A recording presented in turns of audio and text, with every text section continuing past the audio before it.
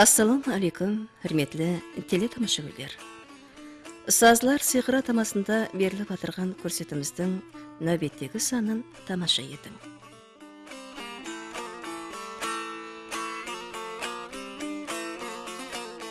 Елimiz өз карисизлигине ерискен дәслепки жылдардан ата-бабаларымыздан мирас болуп калган милли саз аспапларыбызга, халкыбыздын бейбаха калык сазнамалары һәм калык кузукларынын раважлануына кеңинен этибар каратылды.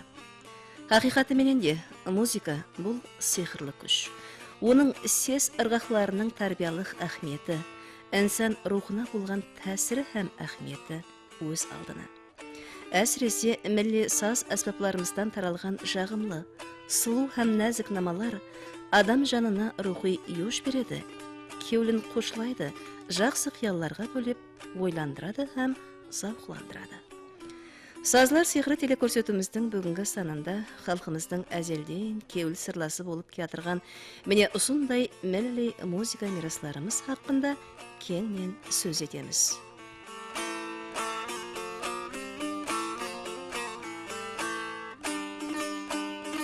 Халк саз аспаптарынын пайда болуу тарыхларына этибар берип карайтын болсак, Түркий халкларынын ичинде Каракалпак саз аспаптары жүдө тарыхый вакыяларга һәм тарыхый эски калаларда со раважланып келгенлиги, со пайда болуп келгенлиги назар ташлап карасак, бир канча илмий изилтөө ушунчалар алып барылган деп айтсак болот. Себеби бул боюнча илмий изилтөө алып барылганда археологиялык изилтөөлөрдө, маселен, кой кырылган калада һәм топрак калаларда алып барылган илмий изилтөөлөрдө Сергей Павлович Толстой һәм Садоковлардын бир канча минетлери бар. Маселен, 48-49 жылдар со экспедицияларда Сергей Павлович Толстойдун жанындагы музыка тарихине изилтелген Леонидович Садоковдун пикирлерине караганда, со топрак кала һәм кой кырылган каладан табылган міне аспаптардын 11 түрү көрүнүсү, яғни сүрөтлүү көрүнүслөр табылат. Бул жерде маселен арпа саз аспабынын міне таска оюлган со сарайдагы кыздын сүрөтлөөдө арпаны шертип турган сүлдөрү һәм дутар аспабынын, яғни қазіргі уақытта дутар деп айтсак болот, себеби ол изилтөөдө эки тарлар деп атап өткен. Маселен, бул сүрөттө. Сонымен біргелікте бұл халқымыздың сол дутар аспапларының үсі күнге шейін раважланып келгенлігі һәм сол халықтың жасау шариғатларына келген халда арпа аспапларының пайдаланғандығы дерек беріп тұрды. Бұл біздің Қарақалпақ милли саз аспаптарымыздың изилтөөдө, мәселен, Тәжігүл Адамбаева, Қалмырза Құрбанов қазіргі уақытта изилтелип келмекте һәм бір қанша ilmi derekler silinip gelmekte.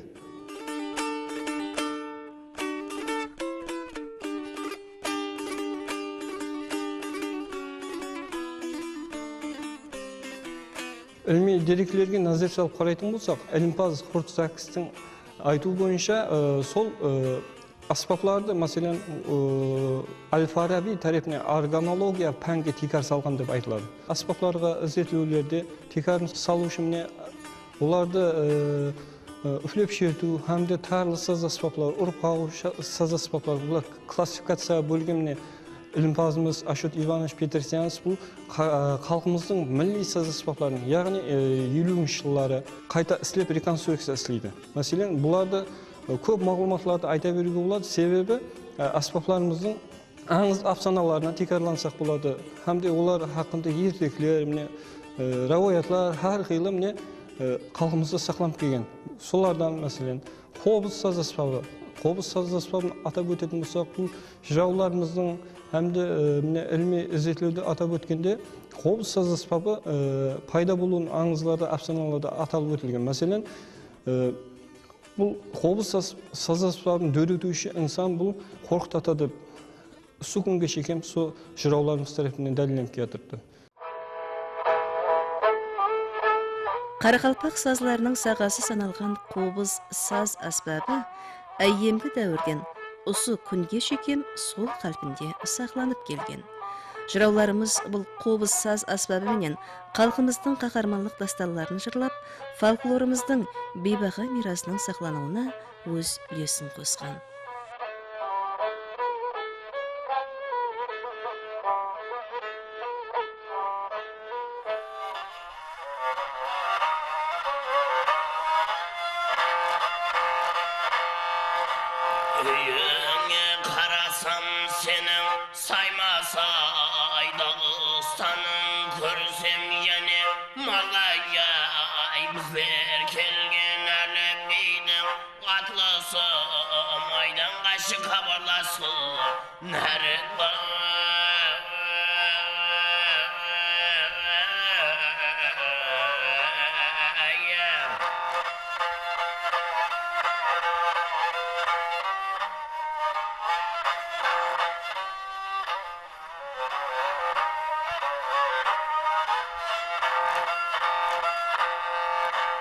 aydanға ойшы барды берерсің, сен бермесең бейден ақырет көрерсің.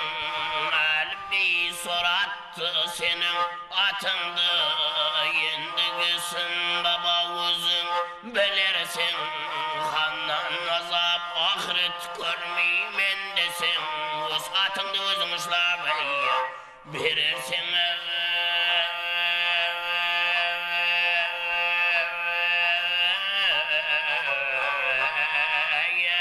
Берерсің.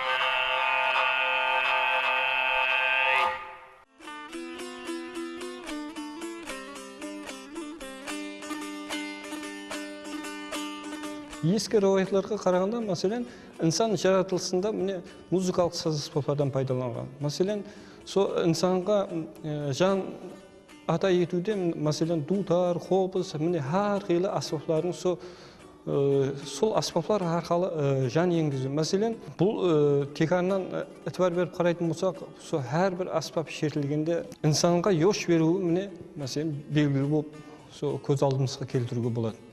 Міне біз дутар саз аспаптарының тарихына назар салып қарайтын болсақ, бұның текарын салушы Қамбар ата деп айтылады ілми зерттеулерде. Сонымен біргелікте Қамбар атаның өзі дутарды жақсы шерткен һәм де жақсы істегенлігін атап өтеді. Сонымен біргелікте дутар саз аспабын атқарушы бақсы сәзенделеріміз тарапынан сүгінге шекем дутардың пірі Ашық Айдын пір деп сыйынған. Бұл дутар аспабына тарихларына назар салып қарайтын болсақ, бұл ескі аспаптардың бірі болып есептелінеді. Бұл 14-15 асырларда қолданылып келген дейді. Бұл бір ілми зерттеуге текараланып қалмастан, бұл халық соншама жасаған екен, әрбір жасау дәуірінде инсанмен бірге саз аспап бірге келген деп ойлаймыз. Бұл аспаптың рауажланып, сүгінге шекем жетіп келген, мәселен, дутардың 14-15 перделі болып, бұлардың атқару шеберліктері рауажланғанлығы. Мәселен, біздің халқымызда белгілі бақсы сәзенделеріміз болған дутар аспабын шертетін. Мәселен, Айтжан Қожа Лепесов, Ешжан Көр бақсымыз, мәселен, ең текарын салушы бақсылардың, бұл мектебдің текарын салушы Ахымбет бақсыдан басталады. Ахымбет бақсы, одан соңғы Мұса бақсымыз, мектеплерінің тәрбие алған. Сүгінге шекем қазіргі уақытта Өзбекстан һәм Қарақалпақстан халық бақсыларымыз бар. Қайрат Өтемұратов, Кәрімбай Тыныбаев, Теңел Қалиев, Тұрғанбай Құрбановларды атап өтсек болады. Сүгінге шекем бұл аспаптарымыздың милли саз аспап болып текар салып кетірғанлығы сүгінге шекем жастарымыз тарапынан, бақсыларымыз тарапынан сәзенделеріміз атқарып келмекте. Ожадағлардың сәлінен ләвлі қар көрінді, менің бұл құмар көзіме бір пәкізе яр көрінді.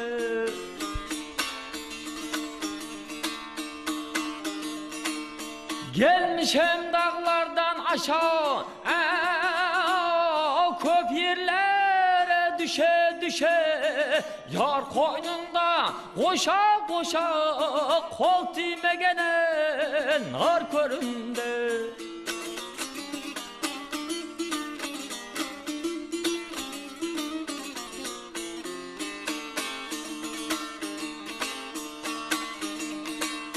Almadım yavrum pendini, yembedim lebin kantını, aşk gözal köksün bentini, kurulmuş pazar köründe. Бұл аламайлық дутар біздің халқымыздың милли саз аспаптарының бірі болып есептелінеді. Бұл намада шертілетін көптеген намалар бар. Ол намалардың өз алдына тарихы бар. Мысалы үшін Ахымбет бақсының жаратқан Арухан намасының тарихы. Бір күні кеште гештекке барса, ол жерде 3 бірдей сол ауылдың қыздары отырады.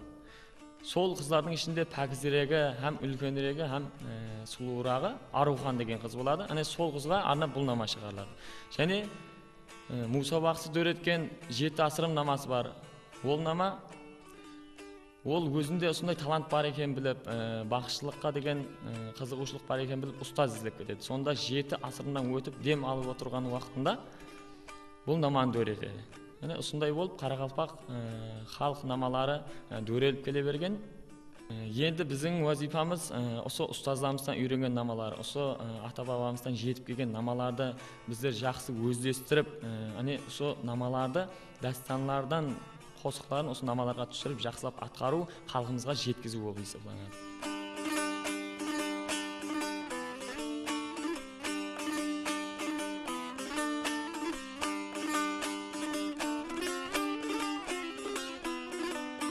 Міне біз тарлы саз аспаптарына этибар беріп салып қарасақ, мәселен, қобыз, дутар, һәмде міне гіржек саз аспабына текарын салып айтсақ болады. Мәселен, гіржек саз аспабы халқымыздың бақсыларының жанында біргелікте атқарып келген. Гіржек саз аспабы бұл жанапайша болып қолданылған. Һәмде бұл гіржек саз аспабы қобыз саз аспабына ұқсас болып келіп, сол каман менен шертілген. Һәмде 2-3 тарлы болып бұл саз аспап балық терілерінен қапланып, бұл халқымызда белгілі гіржекшілер, һәмде атқарушыларымыз бар, мәселен, Кәрімбай Тыныбай, Қойлы Ахметовлерді атап өтсек болады. Гіржек саз аспабында бұл ең ескі саз аспаптардан болып есептелініп, халқымыздың милли саз аспаптарынан бірі болып есептелінеді.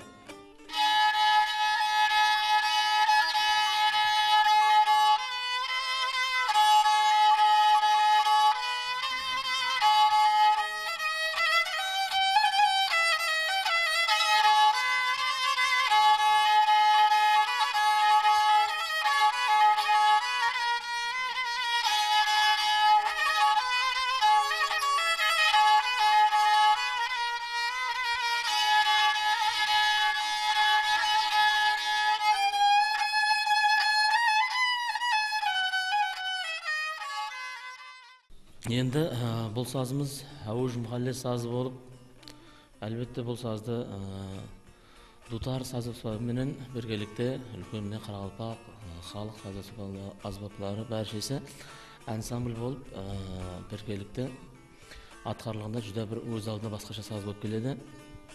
Енді Қарақалпақ саз аспаптарына тоқтайтын болсақ, тарихқа келетін болсақ, сол бірінші қобыз һәм дутар саз аспаптары 5-ші, 6-ші әсірлерден берлі әзіргі күнге шейін жетіп келе аспаптар болып, соның кейінде гіржек, қазір естіңіз, гіржек саз аспабы кейін ала дутар саз аспабымен біргелікте үлесіп, біргелікте, яғни гіржек саз аспабы аккомпанемент аспабында біргелікте намаларды атқарылып келеді. Тек қана нама емес, ал бақсыларымыздың қосықларында, яғни дастанларымыздың ішінде қосықларда біргелікте екеуі үлесіп атқарылып келмекте.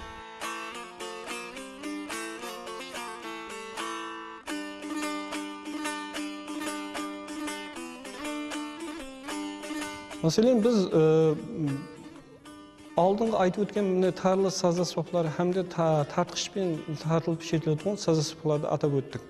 Сонымен біргелікте халқымыздың милли саз аспаптарына үфлеп шертілетін саз аспаптарына этибар беріп қарайтын болсақ, бұда мәселен ең ескі саз аспаптардан балалардың ойнап ахуай шертілетін саз аспап бұл үшбелек саз аспабы. Сонымен біргелікте халқымызда қолданып келген ахуай алайдан жасалған саз сырнай саз аспаптары, үшбелек саз аспаптың бір қанша түрлері қолданылған. Мәселен, бұлар келтіріп өтетін болсақ, халқымыздың белгілі шайыры, Бердақ шайырының қос қатарларында сыбызғы болдым, саз болдым, үнім шықпады, аз болды деп айтылады. Мәселен, сол ескі саз аспаптары екенлігі этибар беріп мысалларда келтірілген. Үфлеп шертетін саз аспаптарының және бір аспаптардың ішіндегі халқымыздың бақсыларының қасында жанапайша бұлам атқарылып келген саз аспабымыз бұл баламан саз аспабы. Баламан саз аспабы бұл үфлеп шертетін саз аспаптарының бұлардың бәлентлігі, биіктілігі, мәселен, өзінің баламан саз аспабының атамасы, мәселен, баламан дейді. Мәселен, бәлент һәм пәс деп айтылғанда, ilmi izletiyorlardı. So balen tam paslarda atkarlığı mesela. So atkarlığın atalып ötülgen.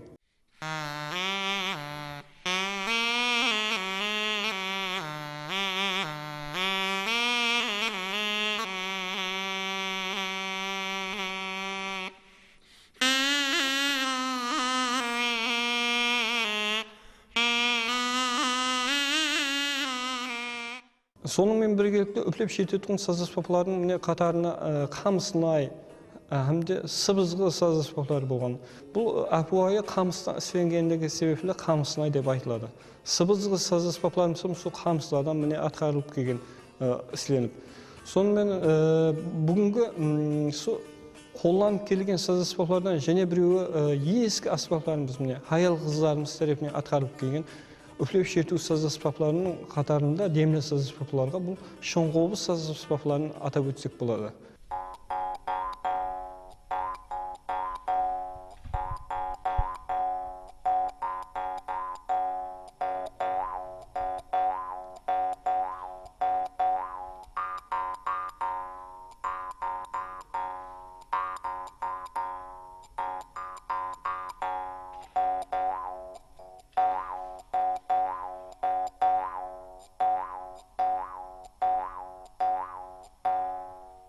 Халқымыздың милли саз аспаптарынан тарлы һәм дә үфлеп шертетін саз аспаптарын атап өттік. Сонымен біргелікте міне ұрып қағып шертетін саз аспаптарына атап өтетін болса, міне нағара саз аспаптары һәм де міне дәп саз аспаптары, бұлар ең ескі саз аспаптар болып есептелінеді.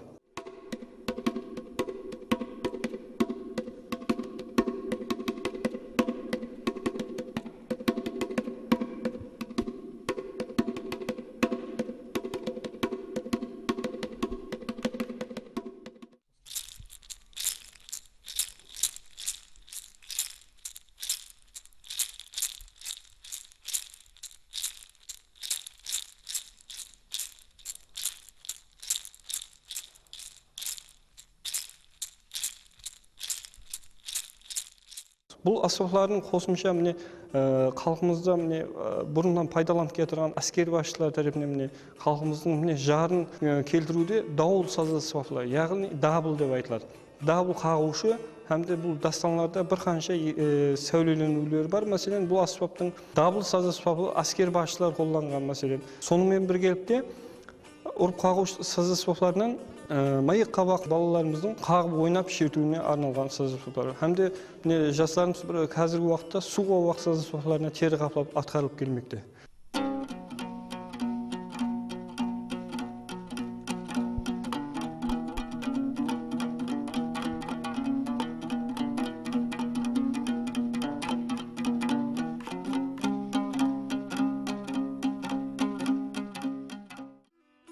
Халқымыздың милли музыка мирасларының дауымлаушылары болған бүгінгі талантлы жастарымыз бұл қарақалпақ милли саз аспапларын қастерлеп, абайлап, үйреніп, халқымыз үшін мұдамы қызмет етуіне һәм дүния халықларының саз аспаплары қатарында жәмиетшілікке кеңінен танылуына, сондай-ақ қарақалпақ милли саз аспапларының дауысларын дүния бойлап жаңлата беретініне сенеміз.